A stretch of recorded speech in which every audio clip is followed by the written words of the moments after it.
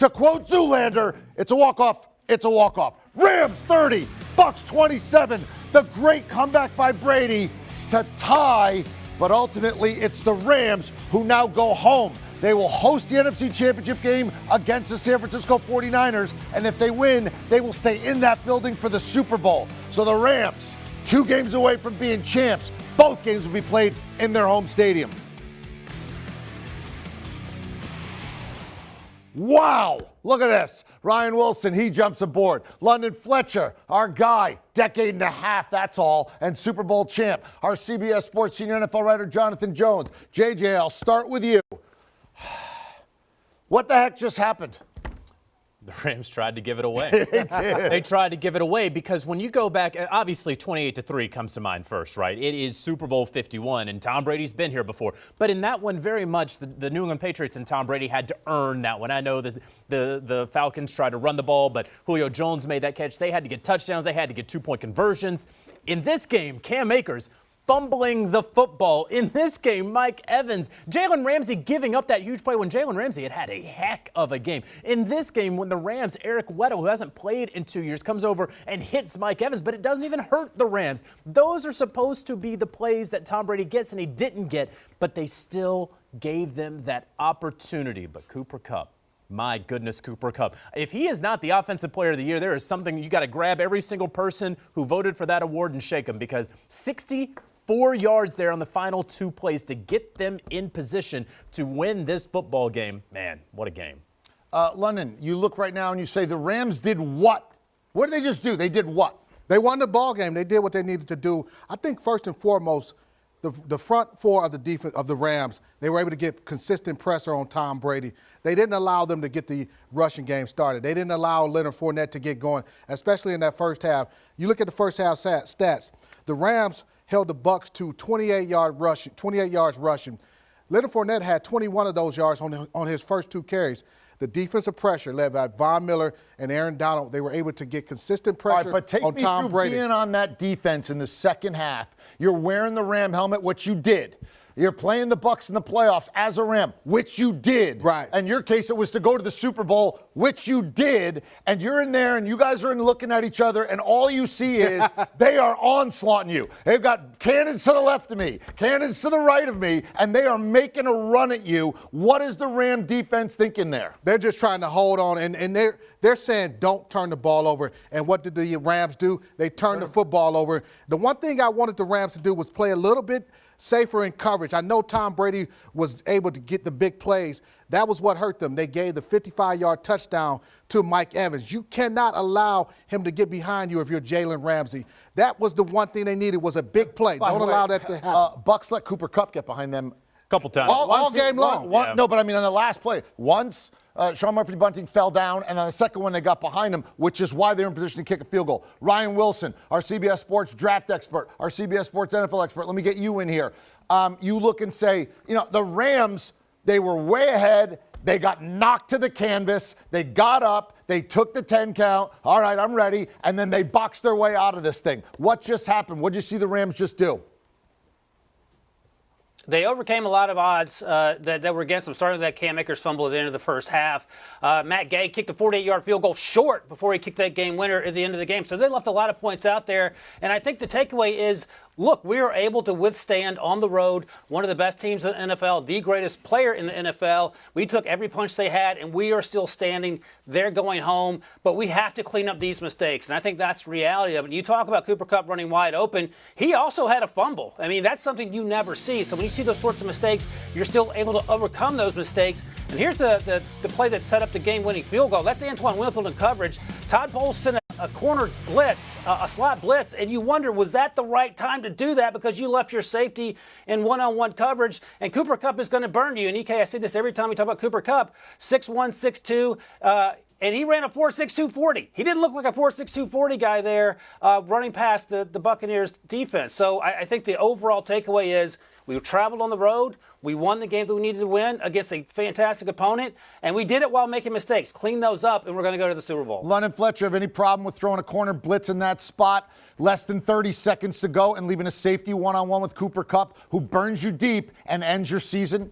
I did not. When you think about the Tampa Bay Buccaneers, they weren't able to get pressure on Matthew Stafford all game long. That's why he was able to hit Cup for the big play early in the game for the big touchdown. So hey, you're saying we're gonna roll the dice. We're gonna bring the blitz, and hopefully the blitz can get to him. The safety, Antoine with Winfield 30 Jr. seconds to go, JJ. You can't let they it got to behind go. They got to get in the field goal range. Yeah. Is that the time to be rolling the dice? I feel like I'm on an island here. I don't love that call. Now, again, it's easy for me to say that because it didn't work out, right? Yeah, right. And I don't mean to be the guy that, well, it didn't work out, so I'm right. That's not what I'm saying at all. Sometimes you stand and a blackjack hand, it's the right thing to do, and it doesn't go your way. Was that the right call? Well, rewind it 2 plays before that, because they sacked Matthew Stafford, and then the LA Rams ultimately take that timeout. It's about 35 seconds left. And you're wondering, this kind of takes me back to that Week 18 game between the Raiders and the Chargers.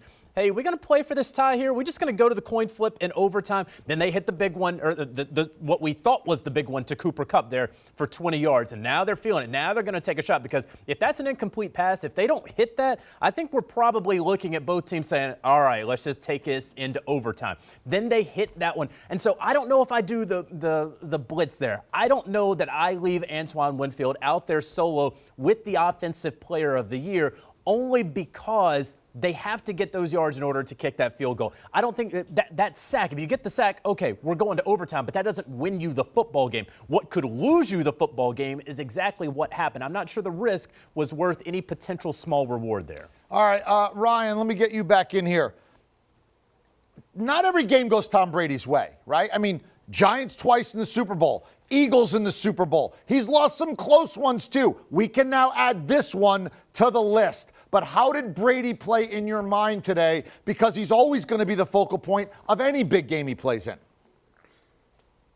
Not great in the first half, and I think he would be the first to tell you that. Look, Tristan Wirfs didn't play the right tackle, the all-pro right tackle, second-year guy out of Iowa, who was one of their best players along that offensive line. His replacement, Wells, who's banged up, had to come out, and he was clearly hobbling. We saw it on the replays where he was standing on one leg, his one good leg left. So Tom Brady does not like to be hit. BMAC has told us that for years. When he used to play Tom Brady in those matchups in the regular season with the Steelers, you come up the middle and bring that pressure. He doesn't like it. We saw how he reacted. He got his first ever unsportsmanlike conduct penalty for back-talking the official, which I took some fun and enjoyed watching that, but he was bloody. He didn't get the calls that usually go his way. The call on the sidelines, we talked about Eric Weddle with that bang hit that felt like it was during the play, but it was just a split second afterwards. The things that typically go Tom Brady's way in these games that allows him to win these games didn't happen. Couple that with the fact that he lost a ton of his receivers throughout the season, that his offensive line was battered, and they couldn't really pressure, as London noted, Matthew Stafford.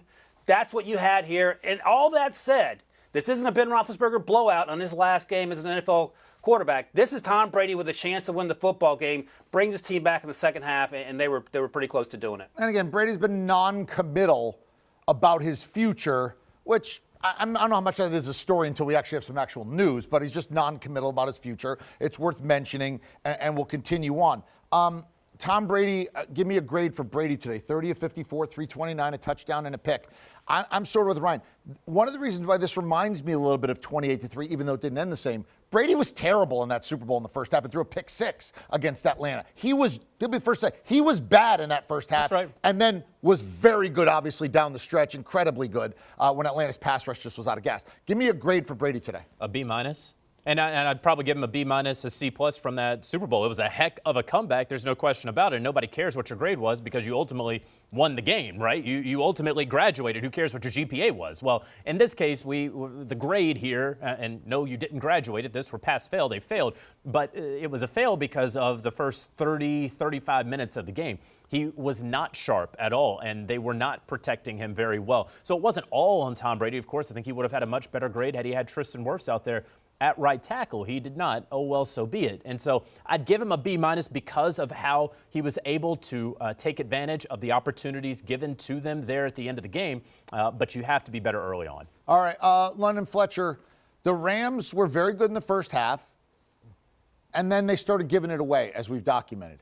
The snap that over the shoulder of Matthew Stafford, the fumble by Akers. They were short on a 47-yard field goal to ice the game.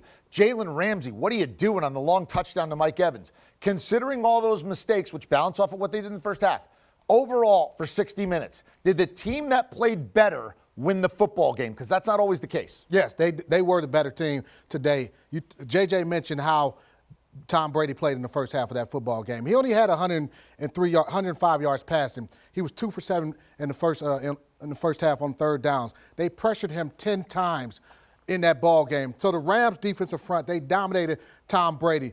The turnovers are what happened, what got the Bucs back into that ball game. But ultimately, the better team, the Rams, won that game, and it was because of the play of Matthew Stafford making the big plays to Cooper Kupp and the passing game, whether it was OBJ or whoever the case may be. It was the Rams passing game that ultimately won that game for them. Yeah, because it is a 4-quarter game. You know, they talk about this like in a baseball season. The games in April and May count the same as the games down the pennant stretch. So when you look at the full 60 minutes, do you agree, JJ, that the team that played better, play in, play out for 60 minutes, won the game today? Yes. Even though those mistakes for the Rams, those are terrible mistakes. They are terrible mistakes. And for these 60 minutes, the better team won. If this is the Rams team that's going to show up next Sunday against the San Francisco 49ers, and they're going to turn the football over 4 times, and they're facing a team that has out-physicaled them every single time they face them with Kyle Shanahan as their head coach, they will not win that game. They will not be playing in the Super Bowl in their home stadium. But today, for 60 minutes, the better team did win. Ryan, 2 votes for the better team won today over 60 minutes. I thought they were incredibly mistake-filled. They lost the turnover battle. It's hard for me. Boy, this really was sort of a who was the better team? You know, it's going to come down to one play. Who was the better team for 60 minutes today, Ryan? It's close. There's no doubt about it. But I'm going with the Rams. I'm going with JJ in London. And here, I'll give you just one more reason in addition to the reasons we already heard. With 21 seconds left, Cooper Kupp makes that catch. Guess what Matthew Stafford does? He gets everyone downfield. Matthew Stafford didn't run a draw on that last play. Gets them set. They spike the ball with 5 seconds to go. If my math is right, that's 16 seconds it took to do that. Hey, Mike McCarthy, you can't do it in 14 seconds. So the fact that they were able to get that playoff done properly, everyone was set, no penalties, and kick the game winner, that for me is reason enough to put them over the top in terms of the better team. And also, they won the game. I'll buy it. You convinced me that what they did in the final 35 seconds where they got the ball back, how well coached, how disciplined after they had a sack on the first play. And I was thinking, do you just play for overtime? They find Cooper Kupp. They throw to Cooper Kupp again. They read the defense. They protect their quarterback. They line up. They spike the ball. They get the team out. I'll agree. Rams, overall, slightly better team, and they're advancing. They'll play at home in the NFC title game. Congratulations. And again, this was wild. I mean, it was 27-3, and then the Bucs 24 straight points to tie the game with less than a minute to go. And you're thinking, oh my God, Tom Brady is going to win this game in overtime. He's going to win the coin flip like he did in Kansas City a couple of years ago, and they're going to win. And then the Rams come back after a sack on the first play with just a few seconds ago. Cooper Kupp after Bunny Murphy falls down. Then they go to Cooper Kupp again after a corner blitz comes in. Todd Bowles dials it up. They go over the top, over the safety for a big play to Kupp. Hustle the field goal team on, and Matt Gay, drafted by the Bucs, beats the Bucs as a member of the Rams. Rams advance NFC title game. Do you want a sports network that delivers everything that matters about the game? The highlights, the picks, the instant analysis, no yelling, no fake debates, no politics. Hit the subscribe button and never miss a moment.